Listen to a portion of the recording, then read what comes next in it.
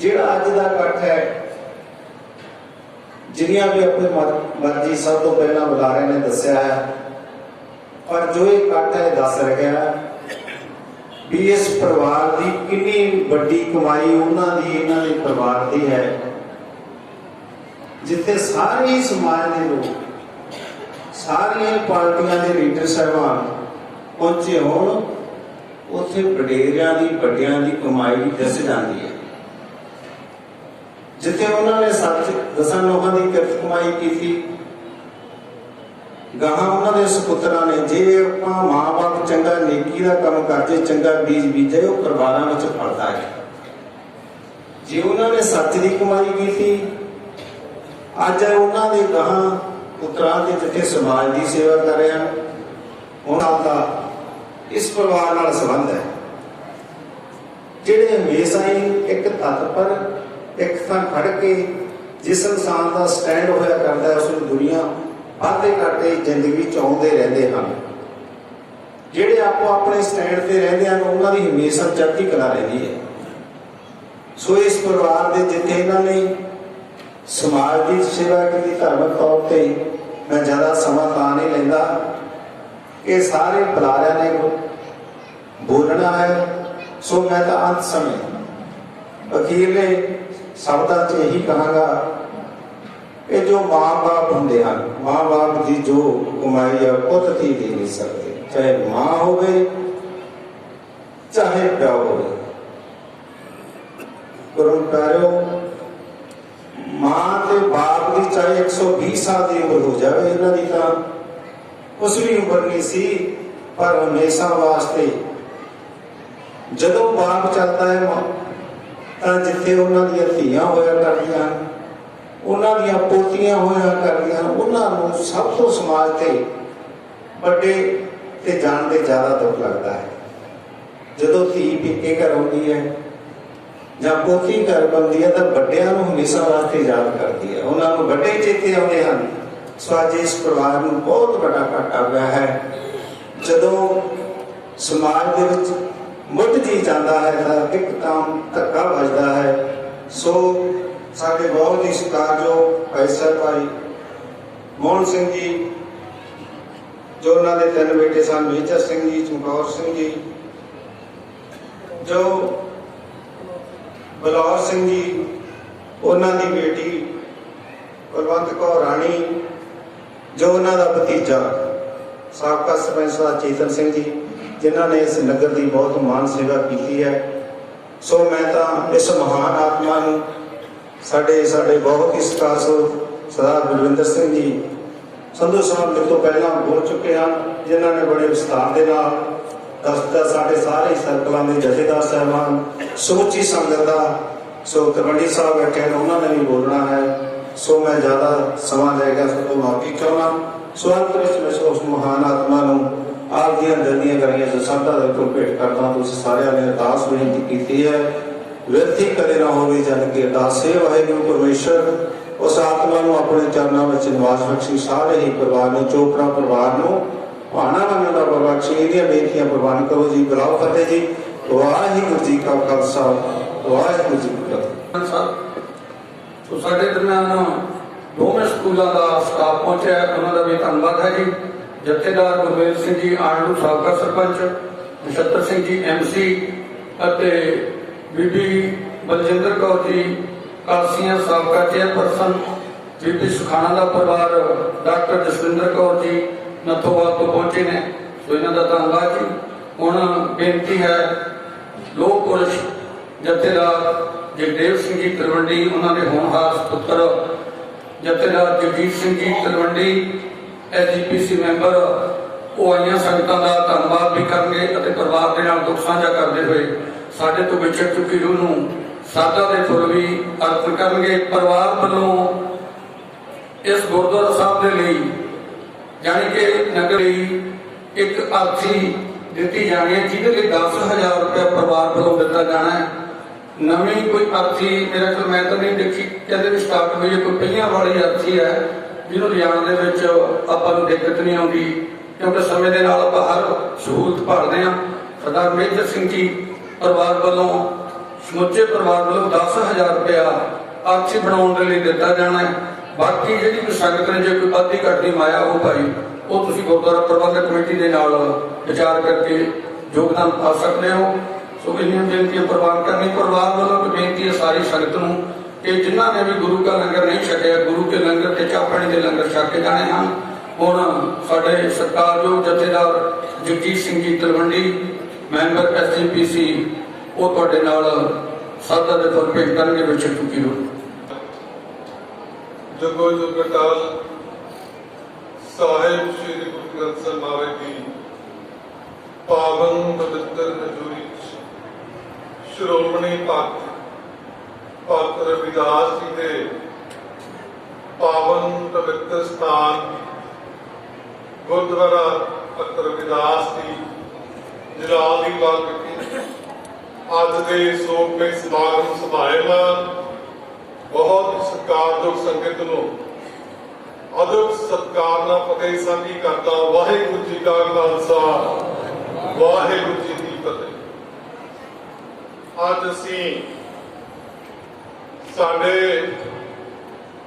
ਬਹੁਤ ਹੀ ਮਹਾਨ ਪੰਥਕ ਉੱਘੇ ਸਮਾਜ ਸੇਵੀ ਪਰਿਵਾਰ ਦੇ ਅਤੀ ਸਤਿਕਾਰਯੋਗ ਬੇਦਾਗ ਸ਼ਖਸੀਅਤ ਦੇ ਮਾਲਕ ਪੂਜਨੀਕ ਸਰਦਾਰ ਬੋੜ ਸਿੰਘ ਜੀ ਜਲਾਲੀਵਾਲ, ਉਹਨਾਂ ਦੀ ਅੰਤਮ ਅਰਦਾਸ ਵਿੱਚ ਸ਼ਾਮਲ ਹੋਣੇ ਇਕੱਤਰ ਹੋਏ। ਸਰਦਾਰ ਬੋੜ ਸਿੰਘ ਜੀ ਕੁਝ ਦਿਨ ਪਹਿਲਾਂ ਆਪਣਾ ਪੰਜ ਭੂਤਰ ਸ਼ਰੀਰ ਤਿਆਗ ਕੇ ਚੋਪੜਾ ਪਰਿਵਾਰ ਨੂੰ ਅਚਾਨਕ ਸਦੀਵੀ ਵਿਛੋੜਾ ਦੇ ਦਿੱਤਾ, ਪਰ ਲੋਕ ਕਬਰ ਕਰ ਗਏ ਸਨ। ਗੁਰੂ ਸਾਹਿਬ ਜੀ ਦੇ ਚਰਨਾਂ 'ਚ ਜਾ ਬਰਾਜੇ ਨਾ, ਅੱਜ ਉਹਨਾਂ ਦੀ ਆਤਮਿਕ ਸ਼ਾਂਤੀ ਲਈ ਚੋਪੜਾ ਪਰਿਵਾਰ ਵੱਲੋਂ ਉਹਨਾਂ ਦੇ ਨਿਮਿਤ ਸਾਹਿਬ ਸ੍ਰੀ ਗੁਰੂ ਗ੍ਰੰਥ ਸਾਹਿਬ ਮਹਾਰਾਜ ਦੇ ਸਾਹਿਬ ਪਾਠ ਦੇ ਭੋਗ ਪਾਏ ਗਏ।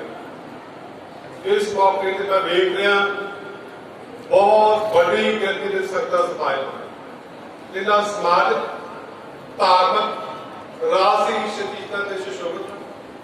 ਇੱਥੋਂ ਪਹਿਲਾਂ ਬਹੁਤ ਸਾਰੇ ਬਹੁਤ ਹੀ ਸੀਨੀਅਰ ਸਿਆਣੇ ਬੁਲਾਰਿਆਂ ਉਹਨਾਂ ਦੇ ਨਿਮਿਤ ਬਹੁਤ ਹੀ ਸਤਿਕਾਰ ਦੇ ਨਾਲ ਸ਼ਰਧਾਂਜਲੀ ਭੇਟ ਕੀਤੀ ਹੈ। ਜਿੱਥੋਂ ਤੱਕ ਉਹਨਾਂ ਦੇ ਜੀਵਨ ਦੀ ਗੱਲ ਕਰੀਏ, ਉਹਨਾਂ ਦਾ ਬੜਾ ਆਦਰਸ਼ਵਾਦੀ ਜੀਵਨ ਸੀ। ਉਹਨਾਂ ਨੇ ਜੀਵਨ ਦਾ ਬਰੇ ਸਮਾਂ ਗੁਰੂ ਘਰ ਦੀ ਸੇਵਾ ਤੇ ਸਿਮਰਨ ਚਲਾਇਆ, ਲੋਕ ਸੇਵਾ ਤੇ ਸਮਾਜ ਸੇਵਾ ਚਲਾਇਆ। ਅੱਜ ਦੀ ਵੱਡੀ ਇਕੱਤਰਤਾ ਤੋਂ ਪਤਾ ਲੱਗਦਾ ਕਿ ਇਸ ਪਰਿਵਾਰ ਕਿੰਨਾ ਹਰਮਨ ਪਿਆਰਾ ਪਰਿਵਾਰ। ਔਰ ਮੈਂ ਇਸ ਦੁੱਖ ਦੀ ਘੜੀ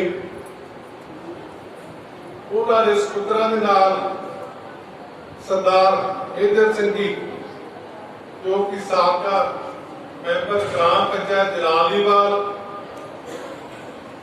ਇਸੇ ਤਰ੍ਹਾਂ ਸਰਦਾਰ ਬਲੌਰ ਸਿੰਘ ਜੀ, ਸਰਦਾਰ ਚਮਕੌਰ ਸਿੰਘ ਜੀ, ਔਰ ਉਹਨਾਂ ਦੇ ਬਹੁਤ ਹੀ ਸਤਿਕਾਰਯੋਗ ਭਤੀਜੇ ਸਰਦਾਰ ਚੇਤਨ ਸਿੰਘ ਜੀ ਜਲਾਲੀਵਾਲ, ਜੋ ਗ੍ਰਾਮ ਪੰਚਾਇਤ ਜਲਾਲੀਵਾਲ ਦੇ ਸਰਪੰਚ ਰਹੇ, ਔਰ ਜਿਨ੍ਹਾਂ ਨੇ ਬੜੀ ਭਾਵਨਾ ਦੇ ਨਾਲ ਇਸ ਨਗਰ ਦੀ ਸੇਵਾ ਕੀਤੀ। ਪੂਰੇ ਪਰਿਵਾਰ ਨੇ ਬੜੀ ਸ਼ਿੱਦਤ ਦੇ ਨਾਲ ਸਮਾਜ ਦੀ ਨਗਰ ਦੀ ਸੇਵਾ ਕੀਤੀ ਹੈ। ਦਾਸ ਨੂੰ ਹੁਕਮ ਹੋਇਆ, ਧੰਨਵਾਦ ਕਰਦਾ। ਮੈਨੂੰ ਜਥਾ ਪ੍ਰੇਮ ਸਿੰਘ ਜੀ ਜਲਾਲੀਵਾਲ ਦਾ ਮੈਸੇਜ ਮਿਲਿਆ, ਪ੍ਰਿੰਸੀਪਲ ਅਜੀਤ ਸਿੰਘ ਜੀ ਜਲਾਲੀਵਾਲ ਦਾ ਮਿਲਿਆ, ਕਹਿੰਦੇ ਬਾਈ ਜੀ ਤੁਸੀਂ ਜ਼ਰੂਰ ਆਓ।